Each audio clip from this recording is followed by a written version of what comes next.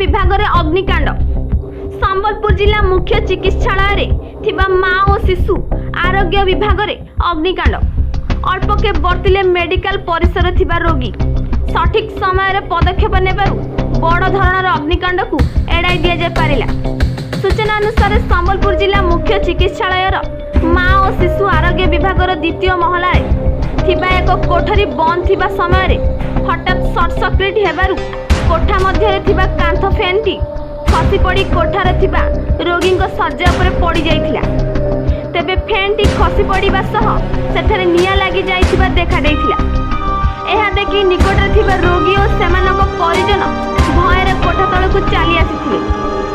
एही समय रे कोठार तळे थिबा सुरक्षा कर्मी आसी नियाकु लिभाइबा सह अग्निशम कार्यालय को खबर देबा परे अग्निशम कार्यालय कर्मचारी माने पहुंची निया लिभाइबारे साहाय्य करथिले।